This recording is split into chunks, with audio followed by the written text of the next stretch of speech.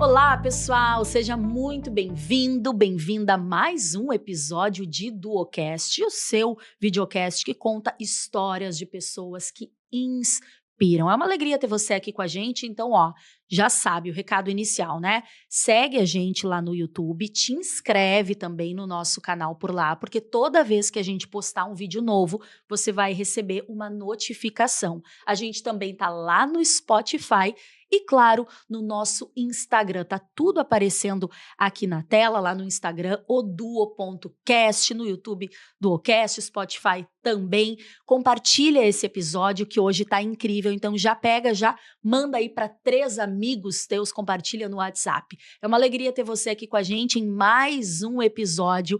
E eu quero começar agradecendo os nossos patrocinadores que fazem tudo isso acontecer, né?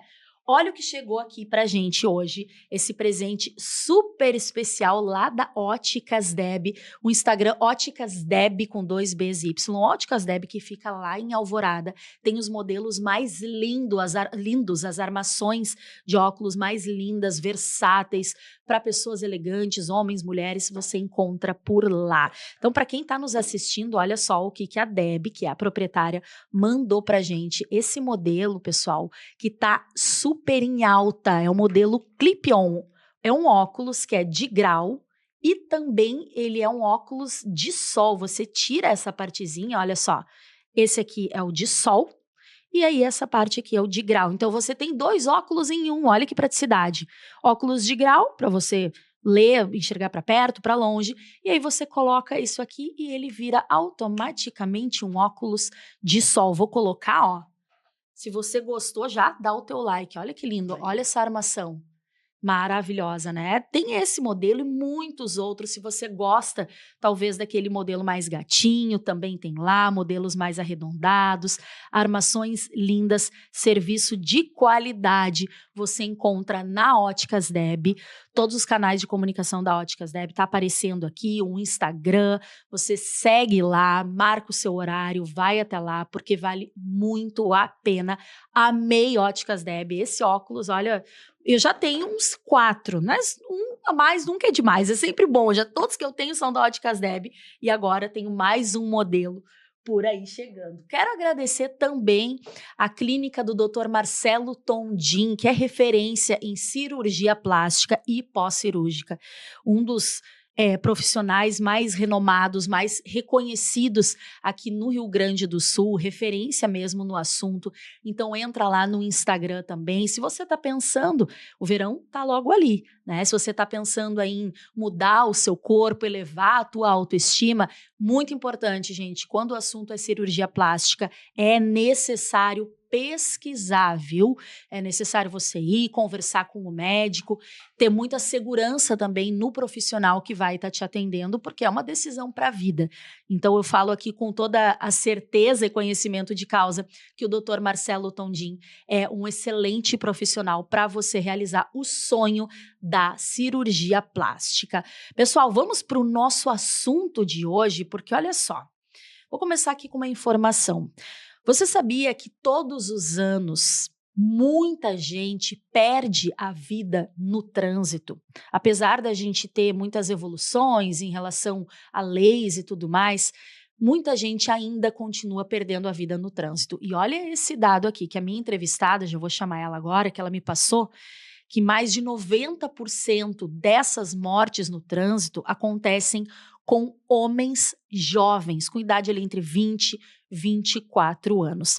Então eu vou chamar agora, para falar mais sobre esse assunto, vou chamar uma mulher muito especial, que eu tenho a alegria, a honra de estar ouvindo ela aqui hoje. Fiquei muito feliz que ela aceitou o convite para estar aqui com a gente, uma honra pessoal também da minha carreira como jornalista, sempre acompanhei ela de longe e gosto muito, admiro o trabalho dela, porque a Disa Gonzaga ressignificou uma dor que eu, enquanto mãe, acredito que deva ser a dor mais doída, mais sofrida que alguém pode passar. Ela transformou essa dor em um projeto de vida muito lindo e que impacta, gente, milhares e milhares e milhares de pessoas, não só no Rio Grande do Sul, também como país afora. Disa Gonzaga, que bom te ter aqui com a gente, muito bem-vinda, obrigada. Eu que agradeço a oportunidade de estar aqui hoje contigo, podendo falar um pouco do nosso trabalho, da minha não é bem ressignificação, né, não tinha muita saída, né, ou sucumbia a essa dor que tu disseste muito bem, né, que é uma acho que não vou comparar a dor, mas é realmente muito para a mãe, né, eu acho que não existe coisa mais pesada, né, para a gente suportar. Então eu criei, né, daí a Fundação Tiago Gonzaga, o Vida Urgente, pra e hoje me dá muita força isso, né, saber que a gente pode salvar uns Tiagos por aí, né. Com certeza, diz aí, você fez isso muito bem, né, e o que chama atenção é isso, você tinha essa opção de sucumbir ou de criar algo, né, mas conta pra gente, eu tenho certeza que boa parte das pessoas que estão nos acompanhando aqui, provavelmente já conhecem a tua história, mas para quem talvez ainda não conheça, como é que nasceu, né, o Vida Urgente, que é um trabalho que existe ali desde de 96, né, que vocês Isso. começaram, que fez você criar isso? Conta esse início dessa história pra gente, dessa fundação que hoje leva educação no trânsito e impacta milhares de pessoas, como eu disse inicialmente. Olha, eu sempre digo que o Vida Urgente e a fundação não nasceram numa prancheta de marketing ou numa agência de publicidade, né. Nasceu naquela madrugada de 20 de maio de 1994, já fazem muitos anos, quase 30 anos, 29 anos, quando eu recolhi literalmente meu filho no asfalto, numa avenida aqui de Porto Alegre, né, Cristóvão com a Ramiro ali. Ali tem uma borboleta no asfalto, é o meu Tiago representa, né.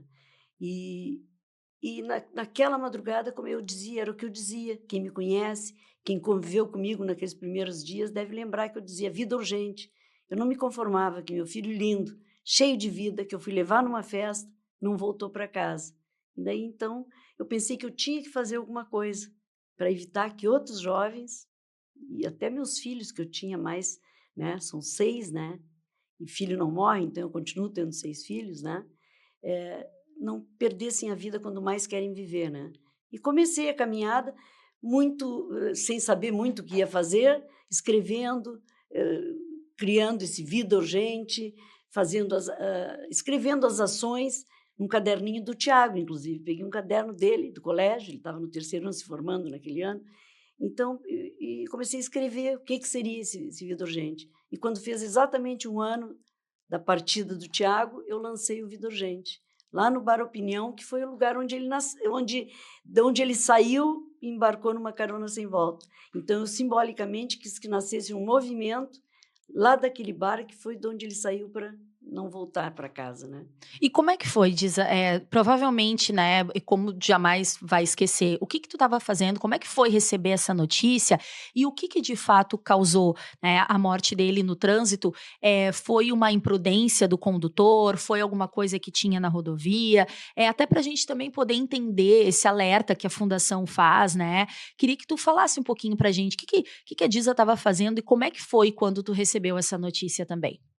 Na verdade eu estava dormindo, né, foram, 4h15 da madrugada. Né, nós acordamos, telefone celular ainda não se tinha, né, há 30 anos atrás. Então tocou o telefone fixo que era do lado do meu companheiro, do Regis. E ele atendeu e eu ouvi ele dizendo: "Como? Um acidente?" E eu: "O que foi?", né, e fiquei ali angustiada do lado ouvindo só, né, e daí ele disse: "Vamos lá, é um acidente lá na Cristóvão". Aí eu botei uma roupa, nem sei se como é que eu vestia a roupa, e fomos. Eu me lembro que eu tremia assim, como se fosse hoje, assim, eu tremia inteiro, o corpo inteiro tremendo para colocar aquela roupa foi muito difícil, sabe. E nós fomos. E eu fui sempre dizendo: "Para de dizer, não é o Tiago, devem ter roubado a carteira dele, então tá né, a identidade dele não é ele, não é ele".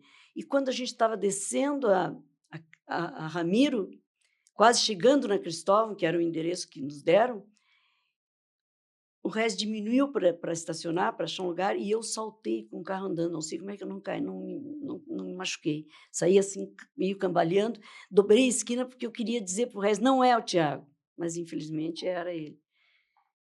E aí eu fiquei ali, né, porque até eu acho que a gente, nesse momento, acho que a gente, para ter forças para aguentar aquilo, fiquei passando a mão no cabelo dele. Ele usava o cabelo comprido, naquela época estava se usando, mas usava sempre preso, um rabo de cavalo, né, eles não usavam solto. E eu fiquei passando a mão no cabelo dele, conversando como se, sabe, pudesse fazer a inversão do parto, né? Trazer ele de volta para dentro da barriga, começar de novo. Tão estranho, mas era essa sensação que eu pensava que eu poderia fazer. E foi assim, sabe? Ali nasceu o Vida Urgente. Eu não me conformava, né? E daí o resto só gritava. De lá eu via aqueles gritos: vem, Disa, Disa, porque ele viu o que era, então nem Sim, quis ir até ali assim, né? sim. Enfim, daí já estava chegando a brigada com aquele carro, com aquela luzinha em cima, né, girando, e daí eles me perguntaram quem era o outro menino, daí que eu vi que tinha. E até pensei que era uma menina, porque também tinha o cabelo comprido na época, era moda, né? Como hoje, né? Hoje todos os cabelos são, mas naquela época foi uma moda, assim. Mas eu não reconheci porque estava de bruços, pensei até que era uma menina, não reconheci. Então eram 3 jovens, né? Morreram 2, só sobreviveu o menino da direção. E por que eu digo menino da direção? Eu nunca falei o nome desse menino, nunca culpei esse menino. Eram 3 jovens que não tinham a mínima noção de que tem que ter cuidado. Talvez tivesse bebido, mas não foi feito, nem tinha bafômetro, lei seca, tudo isso que a gente É verdade. batalhou tanto para ter. A lei seca tem um pouco da fundação, né? Nós levamos lá para a Câmara Federal, para Brasília, batalhamos muito para ter a lei seca, que eu chamo lei da vida, É né? verdade. Porque nos primeiros 30 dias diminuiu em 40% as internações nos principais pronto-socorro e pronto-atendimentos do Uau. país. Então, Que tu vê efeito, hein? que efeito, né? E então foi assim, né? Então ela não nasceu, como eu disse, com planejamento. Ela nasceu ali no asfalto, foi naquele momento. E esse menino da direção diz, não tem como saber se ele estava embriagado, mas tu acredita que foi, pelo que, enfim, as autoridades na época disseram, foi uma imprudência, foi falta de informação, de conhecimento? O que que teria de fato Eu causado? acho que tinha de tudo um pouco. Talvez ele tivesse bebido, 3 jovens foram numa festa, na opinião, eu não sei, né? Sim. Por que não, né? Por que não beberam? Não E na sei. época não se falava Não tanto se disso, falava, né? não tinha, como eu disse, lei É. seca, nada, não existia, ninguém falava sobre isso. Nem as autoridades de Então trânsito não se talvez não falava. daria nem para dizer que era uma imprudência, porque não se reconhecia Não, as dessa pessoas forma, o né? máximo que faziam eram 4 com a perna, assim, não, estou bem. Uhum. Eu cansei de estar numa festa e alguém queria sair e dizer, mas tu não bebeu muito, não tá... Não, estou ótimo, olha aqui, Sim, faziam 4 e estava bem. As pessoas, socialmente era aceito beber e dirigir, né, e conduzir um veículo. Então, não posso dizer que foi uma imprudência ou foi errado, tal, mas claro que hoje a gente vê. Mas, de qualquer forma, eu nunca culpei, porque eram 3 jovens. E, sabe, então eu não acho que teve culpa e eu pensei em que eu tinha que fazer alguma coisa e não ficar nessa coisa do culpar as pessoas, né. O meu sim, grito foi para mudar essa cultura, sim, que legal. né. Se Impactar for a dirigir, não comunidade. beba, tanto que a gente tinha bafômetro na época que não existia ainda nem na polícia, nem em Uhum. brigada, ninguém, e a gente estava lá nas festas com os voluntários agurizados fazendo bafômetro, era Sim, festa. O que tirava o maior teor era aplaudido pelos amigos para te ver como era sinônimo de ser bacana. sim, E a gente daí dizia: olha, tu não dá para voltar nem de patinete para casa, porque tu já sim. não tem condições, tarará. Enfim, né? Já perdeu o reflexo, percepção de distância, não foi só a timidez que tu perdeu com o álcool. E a gente foi fazendo isso, né? Mas Sim, lá naquela época, então eu não tenho assim, claro. né? Eu tenho até uma frase aqui, diz, que tá também no site de vocês, né? Que tu disse assim: o que sei é que preciso fazer algo, deixar algo para que essa perda produza ganhos, né? Eu achei isso tão forte, né? Uma perda que produza ganhos, pois admitir que apenas acabou não consigo. O programa Vida Urgente não salvará o mundo, sabemos, mas se apenas um jovem com acesso à campanha deixar de se sentir babaca por agir com bom senso na direção de um carro ou mudar seu comportamento a partir da reflexão que propomos, já teremos alcançado o nosso objetivo. Eu lembro de estar na escola, eu estudei no Colégio São Judas Tadeu, ali na Zona Norte de Porto Alegre, e eu lembro até hoje, Disa, da campanha que vocês fizeram lá na minha escola. Eu lembro até hoje da música, porque a vida é urgente, de você eu preciso. Olha o trabalho lindo que vocês fazem há tanto tempo. Como é que vocês foram criando isso e mais, falando a linguagem do jovem? Porque assim, trânsito, assunto sério, não pode beber e pegar a direção, quer dizer, algo realmente mais sério, que muitas vezes o jovem acha isso. Ah, que saco, eu vou na minha festa, não posso mais curtir. Como é que vocês conseguiram alcançar e entrar no coração e na mente dos jovens com esse trabalho de vocês? Se eu te disser que tinha o teste Tiago, olha o que era o teste Tiago. Tudo que eu inventava, e arquiteto tem mania de criação, né? A Sim, gente é muito pouco, criativo. É publicitário, a gente tem essa, tanto que o Washington Oliveto, aquele era arquiteto, era, né? Enfim, então eu criava alguma ação e fazia o teste Tiago. O que o Tiago ia dizer? Bah, isso aí está muito careta. Então, eu fazia Que como se legal. fosse. E depois eu reunia Tiagos. Tiagos que eu digo, gurizada daquela idade, 17, 18, 19 anos, reunia 10, 12 e perguntava sobre qualquer ação que a gente fosse fazer, o que vocês acham disso? E eles iam dizendo e a gente ia, sabe, calibrando aquela ação para ficar a carinha deles. Então, o Vida Urgente e a Fundação não eram moralistas, a gente não vinha, não pode fazer isso, não pode fazer aquilo. Não, a gente mostrava as belezas da vida, o que tu vai perder se tu, né? Babaca não é dizer para o amigo ir mais devagar, babaca é morrer com 18 anos. A gente dizia assim, na época, que eram as gírias, né, babaca e tal. Então, a gente dizia, babaca não é dizer para um amigo, vai mais devagar, tu bebeu, deixa o carro. Né? E eu até dizia, eu me lembro que eu dizia, agora nem me lembrava mais disso, mas que eu dizia assim, ó, se vocês, o que beber e não tem outro para dirigir o carro, vamos dizer, deixa lá numa garagem, deixa lá no local onde tu estava. Claro que de manhã, quando teu pai olhar na garagem e não vê o carro, vai dizer, mas como? Que deu o carro, guri? Não sei o quê. E tu disser, pai, é que eu bebi ontem, daí deixei o carro lá. Ele vai te achar o herói. Orgulho. Vai contar para todos os amigos dele. Então, eu fazia esse tipo de conversa nos colégios. Eu não ia para o colégio para dar lição de moral. E quando eu falava no Tiago, aquele auditório com 500, com 600 jovens ficava mudo, assim. Porque se identificava, né, se identificavam. E eu... Talvez a mãe do Tiago se identificavam, eu era bem mais jovem na época, podia ser a mãe deles, agora podia ser a avó deles quase, né? 30 anos depois. Então, eu acho que foi isso, foi uma linguagem deles. Claro que hoje a gente trabalha desde a educação infantil com os pequenininhos até pais, enfim. Mas, na época, eu queria salvar Tiagos, porque era o meu Tiago que tinha ido. Isso se tornou uma meta de vida, mais do que um trabalho, né, mais Giza? Um propósito, que se fala muito hoje em dia também, dessa palavra propósito. E foi o meu propósito, sabe? E eu tive a oportunidade também, isso eu tenho que reconhecer, de poder largar minha profissão de arquiteta, porque o Regis segurou a barra da casa. Porque na fundação eu não tinha... Inicialmente recursos e tudo mais, não, e mesmo eu não recebia nada. Eu larguei meu trabalho, que era remunerado, e depois como voluntária, né? Eu fui presidente voluntária da fundação muitos anos. Hoje eu já estou no Detran, a convite do governador, que na época foi meu voluntário e coordenou a Vida Urgente Pelotas. Quando ele assumiu no primeiro mandato... Lembrou, com certeza. Né? Então, eu estou lá para fazer a educação no trânsito desta forma, não mais babaca, mas de uma forma que as pessoas entendam a linguagem, né? Cada público. E eu acredito que muita gente, pelo menos quem mora em Porto Alegre, já foi de alguma forma impactado pelo Vida Urgente quando vê aquela borboleta branca pintada no chão, né? Espalhada pelas ruas de Porto Alegre, que simboliza que ali, como você disse, né, aconteceu um acidente fatal, com alguma vítima jovem. Por que da borboleta, Giza?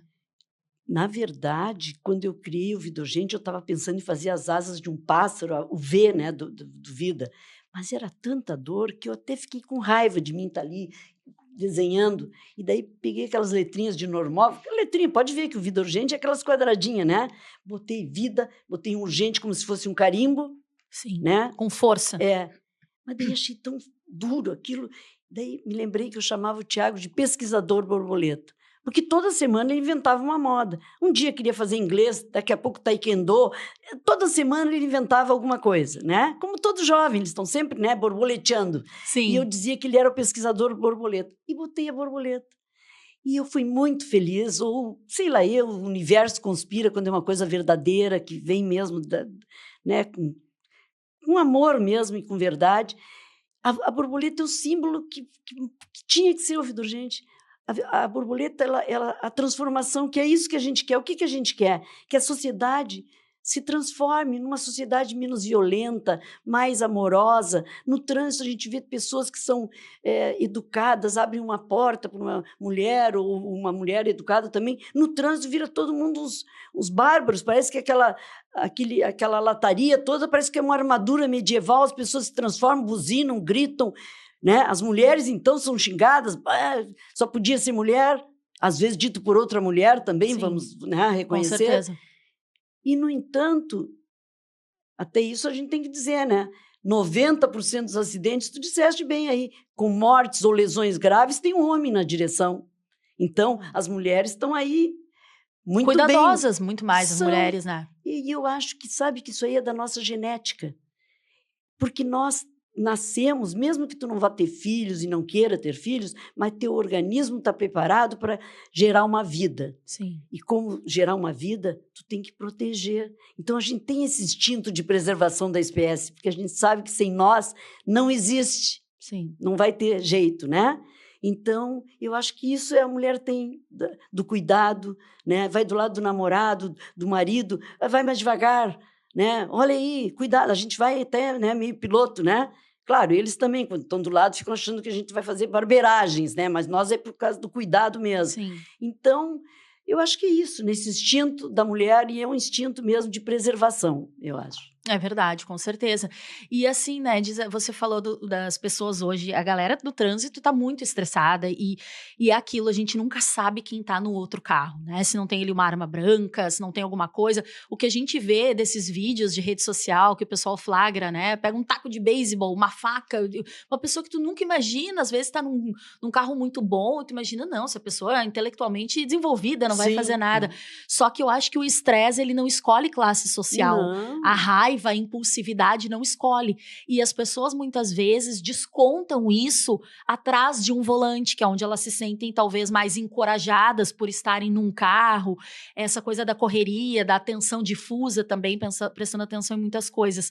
O que tu percebe hoje, diz assim, que mais é prejudicial no trânsito, né? Você falou da lei seca, que foi uma conquista também do Vida Urgente, mas o que tu percebe hoje que faz com que as pessoas mais provoquem mortes de outros, né, de terceiros no trânsito e até a sua morte também? Olha, a gente sabe que a velocidade está diretamente ligada à letalidade dos acidentes. Então, quanto maior 10 quilômetros a mais, que parece pouco, de 50 para 60, significa a vida ou a morte. Uma criança, por exemplo, um atropelamento de uma criança a 50 quilômetros por hora, ela tem chance de sobreviver. A mais de 50, 60, já não tem nenhuma chance de sobreviver. Então, veja bem que 10 quilômetros, tão inocente parece, né? 60 na Ipiranga, se a gente quiser passar para 50, é uma gritaria, mas salva vidas, né? Então, me perdi. Como é que tu perguntou mesmo? Porque eu já estou respondendo sem... Claro, não, eu te perguntei dessa questão do que tu acredita que mais hoje faz com que as pessoas provoquem mortes de outros no trânsito e percam a sua vida também. Hoje, nós estamos vivendo a questão do celular, que está para o trânsito como o álcool estava alguns anos atrás. Ainda temos acidentes provocados por alcoolemia positiva, né? Pessoas que ingeriram álcool, mas o celular hoje é o grande vilão do trânsito, junto com velocidade, né, com álcool, mas ele está lá nos vilões hoje. E o que é pior, não se tem como provar. A pessoa que provoca um acidente está na direção do carro com o celular, ela tira o celular, bota na bolsa, esconde, se leu, porque ela não vai dizer estava usando o celular, por isso que eu bati, por isso que eu... Não tem como provar, né? E não tem como provar, o celular voa no acidente, enfim, tem uma série de fatores que é difícil provar, diferentemente do álcool, que dá para ver a alcoolemia de uma pessoa, independente da situação que ela esteja. Então, o celular, e eu quero dizer uma coisa muito importante aqui, aproveitar esse teu espaço aqui, tão importante também, é que as pessoas pensam que é digitar ao celular. Não é o digitar que provoca acidente. Quando tu fala ao celular no viva voz, tu usa as mesmas conexões neurais que tu usa para atenção ao volante. Então, aqueles 4, 5 segundos que tu está respondendo, mesmo no viva voz, eu vejo as pessoas dizerem, não, mas eu uso só no viva voz. Está também perdendo a atenção. Seguido, tu vê no trânsito o carro, e daqui a pouco tu vê ele fechando, assim, fazer uma manobra... Pode ter certeza que essa pessoa está no celular. Sim. Aqueles segundos ela já faz alguma coisa errada ali. Quase bate no do lado, enfim. E as pessoas não se dão conta. Tem que entrar no automóvel e desligar o celular. E é tão difícil porque não é nem só o falar. Hoje em dia é o WhatsApp, é mandar uma mensagem de áudio, mandar uma foto, é responder. Vem uma notificação de rede social, a pessoa já quer olhar. E muitas vezes tem essa coisa da autoconfiança, né? Não, mas eu tô aqui, eu tô olhando rapidinho, eu consigo dividir. Não. Só que é um segundo, muitas vezes, que desvia a atenção e pode provocar acidente fatal e não sabe quem tá no carro da frente, né? Pode ser uma criança, pode ser um idoso e tudo mais. E essa tua fala é muito importante, Disa, porque eu acredito, e até eu quero a tua opinião também, que essa questão da direção, dessa combinação de direção e álcool, eu vejo porque a gente tem inúmeras ações, balada segura, conscientização feita Hoje pelo a balada próprio... está sob a minha direção lá no Detran. Exato, o Vida Urgente. Então, assim, eu vejo que isso me parece estar um pouco mais controlado, essa questão do álcool e da direção. Só que do celular e da direção, Disa, como é que faz para conscientizar as pessoas a respeito disso? Porque álcool, como tu disse, nossa, parece perigosíssimo, de fato mas o celular também é. E aí, como é que tu explica para uma pessoa que o álcool é tão perigoso quanto o celular, ou que o celular, melhor dizendo, é tão perigoso quanto o álcool? É isso, é uma desconstrução que a gente tem que fazer como se fez com o álcool. Como antes achava que o álcool, não dá nada, eu bebi pouquinho, é pertinho, estou pertinho de casa. Não dá para dirigir depois de beber, né? Se for dirigir, não beba, né? Não. E agora o celular. Só que o celular as pessoas teimam e não têm ainda consciência, porque de álcool ninguém mais conta vantagem, bebi tudo e não sei o que, não. Tem vergonha até. Hoje tu já vê os jovens, então, o amigo da vez, quem é que vai dirigir, eu bebi, não posso. Sim. O meu neto, vai de aplicativo quando sai, tem também, 20, né? 22 anos, ele diz, hoje vou de Uber, Sim, de vai de aplicativo, aplicativo. né? Então, eles já têm a consciência e as pessoas já têm a consciência. Tanto que ainda quem usa álcool e é pego na balada segura, a idade é de 45 anos para cima. Veja bem, é muito menos jovens do que, né, os mais velhos, que estão ainda mais resistentes. Agora, o celular é geral. É jovem, e é isso que tu disseste, é o WhatsApp, é uma mensagem que tu quer ver, né? E aqueles segundos são fatais. Está acontecendo muito. Na cidade, como a velocidade é menor, nem sempre são fatais, mas na estrada, essa saída de pista que tu vê seguido, a 100 quilômetros, aquela extração de segundos te leva para fora da pista e muitas vezes não tem mais jeito, cai num, né? Então, eu aproveito todos os lugares que eu vou para falar dessa questão. Né? O celular celular e direção, ou condução de um veículo, seja motocicleta, patinete, é fatal. É uma dupla de morte. É uma dupla de morte. Disa, antes da gente continuar falando, eu quero saber um pouco mais também do trabalho do Vida Urgente. Vocês estão hoje em vários estados. Eu quero que você traga mais essas ações. Talvez tenha alguém nos ouvindo que quer participar, porque vocês têm um trabalho voluntariado muito lindo, muito forte também. Quer passar essa corrente do bem adiante, né? Antes da gente continuar falando isso, eu quero convidar agora para entrar aqui os docinhos da Barlô, gente. Olha as delícias que a Barlô Doceria, que fica na Anita Garibaldi, em Porto Alegre, mandou pra gente. Marina, traz aqui, a nossa produtora tá trazendo. Olha só, gente, o que a Barlô mandou aqui? Esse bolinho de cenoura com chocolate. Se você tá só ouvindo, fica imaginando, tá? Uma cobertura de brigadeiro maravilhosa. E esses docinhos, o que eles mandaram aqui? Vamos ver, ó. Mandaram brigadeiro zero lactose. Nossa. A apresentadora agradece, que é intolerante. Mandaram esse aqui com suspiro, creme brulee, gosta, Disa? Nossa, adoro. Leite ninho com Nutella de verdade, tá, gente? Nutella de verdade. Brigadeiro, eu vou oferecer um aqui pra Disa pra acompanhar o cafezinho. Ai, meu Disa, Deus escolhe do um céu. e eu quero que tu me diga o que tu achou. Pra não ter perigo de grudar no dente e ficar aparecendo agora no nosso podcast aqui. Branquinho é menos perigoso, vocês não acham? Pode ser, uma boa. Depois a gente vai provar todos. Mas e vamos eu vou comer esse agora, nem vou bolo. esperar. Não, já prova agora, porque os docinhos da Barlô são maravilhosos. Você pode pedir pelo site www.barlo.com.br, também pelo Instagram, @pedebarlô. Eles também estão no iFood, para todos os momentos do teu dia, um aniversário, um happy hour, uma confraternização, ou mesmo deu aquela vontade, sabe, de tarde. Ontem eu tava assim, saí de um compromisso de trabalho, que vontade de comer um docinho com um cafezinho preto. Fui lá na Barlô, comi um docinho, um cafezinho preto, sempre uma boa pedida. E eles também mandaram salgados, porque a Barlô tem tortas, tem bolos, tem doces, tem salgados, assados, fritos. Olha aqui que delícia, eu vou mostrar para dar água na boca do pessoal. Então, pede, tem o seu momento Barlô para adoçar o seu dia. Gostou, Disa? Olha, eu estou aqui devorando, dando graças a Deus que tu estava Pode falando comer. bastante aí que eu pude comer. Então, obrigado, pessoal da Barlô. A Bruna também me achará, que comanda tudo lá na Barlô, mandou esses docinhos incríveis pra gente. Disa, fala pra gente do Vida Urgente hoje, quer dizer, um trabalho desde 96, feito nas escolas, hoje vocês estão com a educação infantil também. Quais foram as ações que vocês continuaram mantendo nesse tempo, desde 96 para cá? E o que vocês têm feito, levando isso em conta, né? Que os fatores de perigo mudam, né? Hoje tem a questão do celular e tudo mais. Como vocês têm trabalhado hoje essas ações e aonde também? Eu acho que a grande mudança foi, primeiro, a pandemia, que interrompeu todo o nosso trabalho, que era muito presencial, nos colégios, nas universidades, nas indústrias, nas fábricas, nas empresas que nos chamavam para palestra ou para os espetáculos teatrais. Tudo isso parou, né? Tivemos 2 anos praticamente fora do ar, só com coisas na internet, né? no Instagram, no Face, enfim. Hoje, eu acho que a coisa mais importante, a maior mudança foi a questão da mudança de comportamento, inclusive dos jovens. Sim, Os jovens estão mais caseiros, as festas são pequenas, são em grupos, na casa de um, na casa do outro. Antes eram em grandes locais, né? Eu me é lembro que tinha verdade. lugares para 10 mil pessoas. Hoje não existe quase mais isso. Hoje, né, só um show que é para muita gente, mas as festas são quase que privadas, assim, festas pequenas. Sim, Então, nós não temos mais como fazer esse tipo de ação, chegar com 50 jovens num evento assim. Hoje, quase que tem mais gente da Vida Urgente chegando, se nós chegar com 50, do que no próprio sim. local.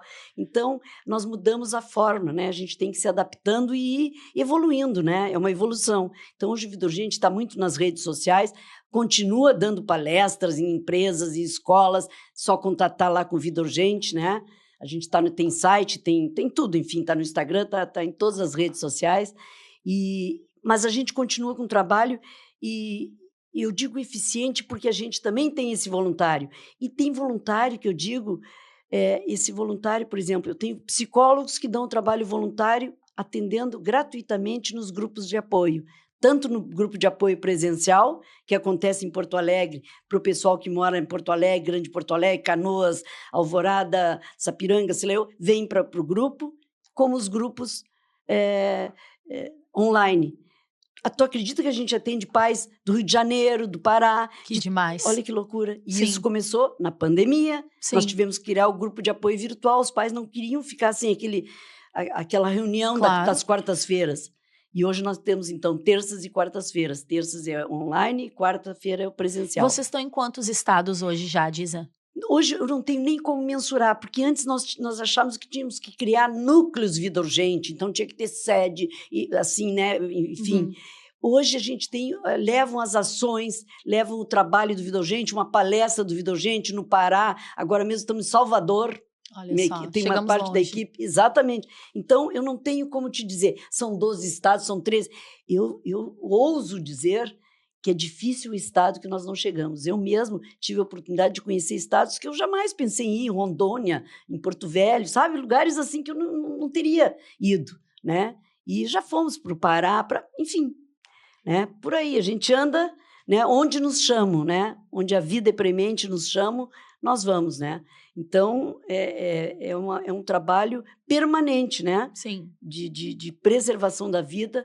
E nós achamos, sim, que esse olho no olho presencial ainda faz a diferença, Com né? certeza. Eu, quando vou num colégio, e claro, eu sempre puxo mais para os colégios, porque daí eu vejo a tiagarada, como eu digo, né? Mas eu vou em empresas, em indústrias, e agora mesmo, como diretora institucional do Detran, eu tenho ido dar palestras, mas o Vida Urgente, é pelo Vida Urgente que eu fui parar no Detran, né? Sim. É aquilo que eu te disse, né? O governador, ele conheceu esse trabalho, e agora também, nesse segundo, né, já está quase terminando, né, no ano que vem, eu continuo fazendo esse trabalho. Criamos a Escola Pública de Trânsito, Olha que é uma só. escola que atende desde os pequenininhos da educação infantil, empresas, os próprios servidores do Estado, agora foi da Receita Federal, tiveram um curso lá, enfim, da Polícia Penal, teve um curso lá também. Então, a gente faz cursos, mas não é também babaca, são muito legais. Tem online e presencial Sim. na própria escola, que é ali na Cidade Baixa, na Lopo Gonçalves. Sim. Né? E tu acha, dizer que, por exemplo, isso dos aplicativos e tudo mais, também reduziu isso da galera pegar o carro e beber e dirigir, ou mesmo se tá num dia mal, tá estressado, vai de Uber, vai de aplicativo, enfim, e né? a carona furada, principalmente. Porque se pegava muita carona. Quem Exato. não dirigia ainda, estava com 17, 18, não tinha tirado a habilitação, pegava a primeira carona que oferecesse, estou indo para a Zona Sul, pegava e nem via se o cara bebeu, se não bebeu, Sim. ele queria uma carona. Então, hoje, a carona furada já não existe mais quase, porque as pessoas pegam o aplicativo. Sim. Né? Então, isso veio, sim, salva vidas, o aplicativo na madrugada, nas noites, enfim, né? Depois de uma balada, enfim. Sim. Então, acho que o aplicativo é uma coisa que veio... Que bom. Diza, deixa eu te perguntar também, agora falando um pouquinho dessa tua posição no Detran, né, o Departamento de Trânsito. Muita gente fala das nossas ruas, enfim, tem buraco nas ruas e isso torna muito mais inseguro e tudo mais. Como é que tu enxerga também a estrutura, né, a estrutura de semáforo, fiscalização, faixa de trânsito, lugar para estacionar, rodovias, pavimentação, como é que tu vê isso? Isso também provoca acidentes? Isso também gera esse tipo de coisa aqui no nosso estado, na nossa capital e tudo mais? Não só aqui, no Brasil e no mundo. Nós temos os 3 E's, né, do trânsito, que é o esforço legal, que são as leis, né? A engenharia, que é as estradas bem sinalizadas, bem pavimentadas, ruas, enfim, né? Que é a sinalização. E o E, que é o que eu considero mais importante, da educação. É só com a educação que nós vamos mudar a cultura. Porque a multa, ela é punitiva, mas ela não educa. Muitas vezes as pessoas levam uma multa num lugar e acham que estavam com razão, e porque essa indústria da multa e não sei o quê. E não, eu sempre digo, vamos acabar com a indústria da multa, é só não cometer infração. É verdade. Né? É tão fácil acabar com essa indústria, porque eu vejo pessoas dizendo, né? Muito. E o Detran, na verdade, ele só está com os 2 E's, educação e ali no esforço legal que a gente provoca algumas mudanças na lei e tal, né? Mas na engenharia não é conosco. Por exemplo, a engenharia é com os municípios. Daí, então, por exemplo, em Porto Alegre é IPTC, numa cidade lá é a Secretaria de Trânsito, cada um tem um nome. Administração municipal, isso, né? Administração municipal. A parte de sinalização viária e pavimentação, né? Sim. Me diz uma coisa, eu quero que tu dê um recado para as mães, né, que assim como tu talvez também perderam filhas no trânsito, ou para o celular, ou por causa da bebida, mães que também passaram essa dor que tu passou um dia, e depois eu quero que tu dê um recado também para os jovens, né? Apesar da gente e eu percebo que essa geração muita gente diz que essa geração tá perdida, né? Mas eu vejo com bons olhos, eu acho que essa geração, ela tá muito mais aberta para aceitar o diferente, para entender o que não é o normal, o que não é o aceitável, né? Eu vejo que é uma geração, eu tenho fé nessa geração, não sei se tu também tem, mas eu tenho fé nessa geração, que é uma geração que se informa, né? Que busca melhorar, que busca se aprimorar também. Então, queria que tu desse um recado, eu já tô te pedindo agora para eu não esquecer, porque eu vejo que tu fala com muita força ainda, com muita vitalidade, como se o Vida Urgente estivesse lá no início ainda, e é um projeto que já dura tantos anos e já colheu tantos frutos aí. O que tu diria para mães e para pais também que perderam seus filhos por causa do trânsito? Eu diria para as mães e para os pais que perderam filhos que, na verdade, a gente não perdeu os nossos filhos, eles se transformaram e a gente também tem que transformar essa dor em alguma coisa, seja ajudando num local, cada um vai achar o seu caminho, mas não dá para ficar, sabe, porque se a gente não aceitar essa perda, não tem jeito, aceitar não é se conformar, né? Eu não estou dizendo se conforme, não, eu não vou morrer com 80, sei lá eu com quantos anos, e não vou me conformar. Como assim tu vai te conformar se eu estou aqui com, não vou dizer meia idade aqui, né? Mas tu já bem, né? Já alguma idade, eu não acho que está na hora de eu morrer. Por que um jovem de 18 anos, cheio de vida, eu vou me conformar e achar que é natural? Claro que não. Agora, aceitar é outra coisa. Aceitar, a gente tem que aceitar, porque se a gente brigar com isso, a gente vai acabar a gente perdendo, se perdendo, sabe? Então, para os pais e para as mães é isso. É uma dor, mas nós temos que, tu disseste, ressignificar, que não é curar essa dor, ela está aqui dentro. De vez em quando dá abre um pontinho aqui, daí fecha de uma novo. cicatriz, né? É uma cicatriz que não tá, nunca cicatriza muito. E o tempo é uma ilusão. É verdade. Faz 30 anos que o Tiago se foi, para mim parece que faz 3 dias. Sim. Porque tá aqui. Eu me lembro como se fosse hoje, a última frase dele. Hoje não precisa te preocupar, né? Vou voltar com a minha madrinha, porque ele ia para uma festa na Hípica lá, e daí a madrinha dele estava lá. Enfim, então, não vou esquecer nunca essa frase. Foi a última frase que eu ouvi do Tiago, que eu fui levá-lo, né? A gente levava sempre, mas buscar não tinha como, porque não tinha celular. E eles daí voltavam de táxi na época só, porque nem tinha aplicativo. Bom, eu gostaria de dar um recado para os pais que não perderam filhos. Isso, vamos falar de prevenção, Disa. Os pais que não perderam filho, eu gostaria de dizer, os nossos filhos não aprendem a dirigir com 18 anos num centro de formação de condutores. Eles aprendem a dirigir desde pequenos, quando vão no banco de trás, pulando muitas vezes, sem cadeirinha, sem cinto, sem nenhum equipamento. Quando vem nós passar com o sinal fechado, não respeitar uma faixa, toma uma cervejinha e depois pegar o carro. Depois não adianta dizer para o seu filho, não bebe. Se você fez isso, você que é o seu herói, os seus heróis, as mães, os pais, né? Então é isso. Esse é o meu recado para os pais que estão com seus filhos, né? Excelente recado, Disa, porque é muito isso, faço o que eu digo e não faço o que eu faço, e eles vêm desde cedo, o meu vai fazer 6, e ele já fica cuidando, ele olha, amarelo, mãe, amarelo já tem que ir parando, vermelho, mãe, então é muito isso, cuidar e não menosprezar os nossos filhos, achar que por eles serem crianças, e você falou que o Vida Urgente também já tá nessa primeira infância, exatamente. Ele não entende nada, tem só 6, ele não tá vendo, ele tá brincando ali no videogame, eles estão percebendo. E aprende pelo exemplo, muito mais do que palavras. Disa? E tu acha que essa geração também, agora a gente falou da geração de jovens, mas a geração de pais, né, de mães e pais, como a minha, por exemplo, que eu sou mãe de uma criança pequena, tu acha que eles estão mais conscientes ou eles estão mais negligentes? O que tu percebe também, a tua avaliação disso? Eu vou ser vaiada por esses pais, mas eu acho muita negligência. Eu acho que os pais estão abrindo muito mão. E não adianta me dizer assim, mas o tempo, o que vale não é o tempo que fica, é a qualidade. É qualidade, mas também é tempo. Sim. Não adianta ter qualidade 1 hora por semana com o filho. Sabe? Então, não me comove esse tipo de argumento. Mas eu tenho qualidade quando eu estou inteira, não sei o quê. Olha, é melhor tu tá meia boca muito mais tempo, que a criança sabe que tu tá ali. Sim. E não é tu tá ali presencial. Eu sempre trabalhei, a gente tem que trabalhar, né? A vida tá aí, muitas vezes mães sozinhas. Enfim, tem tudo que é tipo de pessoas, né? Pais sozinhos, enfim. Mas o tempo é muito importante, sim. Como a qualidade do tempo, né? E o exemplo é tudo, né? Porque a gente faz muito discurso, né? Não faz isso, não faz aquilo, isso aqui é perigoso e tal, e daí eles veem a gente fazendo. Sim. Né? E no automóvel é muito comum isso, a gente dizer, para atravessar a rua, olha para os dois lados e tal, daí eles veem a gente não parar numa faixa de segurança. Exatamente. Né? Então fica difícil. O amarelo, que é atenção, como tu disseste, quer dizer para muita gente ainda dá para passar e acelera. Não é verdade? Eu mesmo, muitas vezes, tenho que passar no amarelo, sabe por quê? Porque vem um caminhão atrás de mim e não freia. E eu vejo que ele vai vir porque está no amarelo e ele acha que eu tenho que passar. Então é complicado, né? É verdade. Trânsito é um lugar de uma guerra. E também é uma oportunidade para a gente ensinar eles, porque depois, quando a gente cresce, a gente fica com muitas coisas hábitos e comportamentos no trânsito que vêm dos nossos pais, né? Isso. Quer dizer, meu pai corria muito, pode saber que aquela criança, quando for a vez dela de tirar a carteira de motorista, tem grandes chances de ser alguém imprudente que corre bastante no trânsito, né?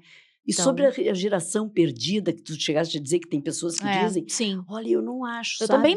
também não vejo acho. Eles preocupados com a ecologia, sim. com o meio ambiente, coisas que a gente às vezes nem se dava conta, né? Sim. Meio ambiente. E eles estão... A bicicleta é um meio de transporte. Exato. O patinete está aí.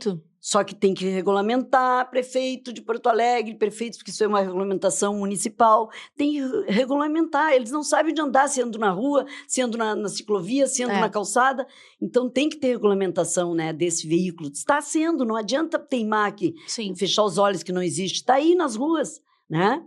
Então, eles têm consciência de meio ambiente, tanta coisa boa, talvez algumas coisas a gente não entenda. Como os nossos pais também não entendiam muitas coisas que a gente estava fazendo, né? Eu sou do tempo dos hippies. Imagina, aqueles cabeludos. A minha mãe era um absurdo aquilo, né? a roupa pintada com o símbolo da paz, né? Era assim, eram os riponga, né? Minha Sim. geração era dos hippies. Então, também não foi compreendida e muitas vezes Sim. achavam que era uma geração perdida. E Daí, foi hoje, disruptiva para muitas coisas, né? Exatamente. Uma geração sempre vem, eu acredito, para aperfeiçoar a que veio antes. Eu também acho. Né, e eu acho que as pessoas também têm que entender que, assim, apesar da gente ter isso, né, o patinete, a bicicleta, tudo mais, o carro, ele sempre vai ser mais perigoso, né? Ele sempre tem que respeitar. O pedestre sempre vai ser menor perante o carro, Sim. o ciclista vai ser menor, quem tá no patinete vai ser menor. Então, quem tá ali no carro, sempre se colocar numa posição de entender que provoca mais perigo, inspira mais medo naquela outra pessoa, né? E precisa respeitar, de fato, as leis de trânsito. Na selva, tem esta lei, o maior protege o Exato. menor. E nós, na cidade, os humanos, inteligentes, né? Não fazemos isso. O maior tem que proteger o menor, mesmo que o menor esteja fazendo bobagem, atravessando fora de uma faixa onde tem faixa, por exemplo. Mas eu tenho que respeitar, ele é menor, eu tenho mais força, né? Sim. Então tem que ir nessa proporção. O maior tem que proteger o menor, sim. E é muito cultural, porque a gente sai, por exemplo, do Rio Grande do Sul, eu morei 1 ano em Santa Catarina, e lá todo mundo, a pessoa botou o pé na faixa, as pessoas param, e não importa se tá numa ruazinha de um bairro ou se tá em uma grande avenida. Eu acho que tem muitas coisas também que são culturais que a gente precisa quebrar.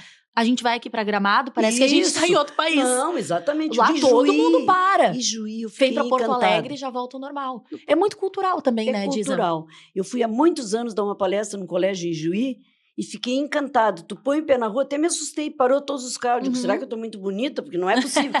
Para, né, no meio-fio, já paravam os carros. Então, sim, é cultural, mas é educação. Exato. Isso, alguma coisa mudou naquela cidade, né? Sim. E foi... É isso, então nós temos que mudar a cultura. Pegar o exemplo dessas cidades pequenas e trazer, porque também o pessoal fica assim, Porto Alegre, mas tá todo mundo correndo, tá todo mundo trabalhando, mas é cultural, tem que ser regra, não tem que ser opcional, né? As pessoas têm que entender, e como tu falou, às vezes tem dificuldade de fazer isso, eu mesma, às vezes eu quero parar pra pessoa que tá na faixa, só que eu tô vendo que o carro atrás de mim, que nem a gente diz, vem chutado, não tem se como. eu parar, ele vai bater, e eu tô vendo que a pessoa, coitada, tá ali na faixa, ela já sabe que vai demorar um tempão pra ela conseguir atravessar, ela já para automaticamente. Exatamente. Porque ela sabe, ela poderia exercer o direito, que tem aquele da mão também. Isso, mas ela não já vai, sabe. porque ela já sabe. Ou então, já aconteceu comigo, de eu parar e tomar-lhe buzinada atrás. E eu olhei pra pessoa e falei, mas eu parei, tem uma pessoa atravessando, e a pessoa buzina. Quer dizer, parece que tu tá errado. Então, assim, eu acho que é um egoísmo que a gente vive no trânsito, que a gente tem que mudar. E ainda bem que tu esteve aqui com a gente hoje, Disa, pra gente juntas fazer isso. Disa, obrigada de novo. É uma honra pra mim, viu? Uma meta de carreira de jornalista estar aqui te entrevistando. Eu fico muito feliz, queria muito ter esse papo aqui contigo. Fiquei feliz, honrada que tu aceitou estar com a gente aqui no Duocast hoje. Obrigada de verdade, viu? Eu que agradeço essa oportunidade, foi muito bom, tu é muito simpática e muito, deixa a gente muito à vontade, assim que é bom, né, uma entrevistadora que tira o melhor da gente, né? Ai, que bom, eu que agradeço, obrigada pelo elogio, Disa. Tá Seja bem-vinda outras vezes, viu? E vida longa ao Vida Urgente, fala pra gente as redes sociais também, que a gente vai colocar aqui pro pessoal acompanhar, vocês estão no Instagram, tem site também. Isso, tudo é Vida Urgente, @vidaurgente.com.br, daí tem... daí Instagram é só Vida Urgente, nós estamos em todas as redes sociais, até eu acho que no TikTok também. Também então, o pessoal tá cuidando de tudo lá. Isso mesmo. Maravilha. Tá? Gente, antes da gente encerrar esse episódio incrível que a gente teve com a Disa Gonzaga, quero novamente agradecer ao Dr. Marcelo Tondin, profissional experiente, cirurgião plástico, referência em cirurgia plástica aqui no Rio Grande do Sul. As redes sociais dele estão aqui. Se você está pensando aí em melhorar o teu corpo, em aumentar a tua autoestima, pesquise, viu? Pesquise um bom profissional e o Dr. Marcelo com certeza vai conseguir te auxiliar nisso. Agradecer também a Óticas Deb, vou até mostrar de novo aqui, que mandou hoje um presente aqui pra mim, um óculos clip-on, é um óculos de grau. Recentemente eu descobri que eu preciso de óculos de grau. E também esse aqui, ó, além de óculos de grau, é um óculos de sol. Você tem 2 em 1, praticidade e economia. Obrigada, Óticas Deb, que também está aqui com a gente. A rede social da Óticas Deb está aparecendo no Instagram, é Óticas Deb com 2 Bs e Y. Gente, muito obrigada por ter ficado com a gente em mais um episódio de Duocast. Te inscreve no nosso canal, segue a gente lá no Instagram. Se você gostou desse episódio, por favor, compartilha ele com outras pessoas. É muito importante para a gente esse crescimento orgânico, que você também nos apoie, para que a gente continue aqui ouvindo mais e mais histórias inspiradoras, como a da Disa Gonzaga, que esteve com a gente hoje. Obrigada pela tua companhia, um beijo grande e até o próximo episódio de Duocast. Tchau, tchau!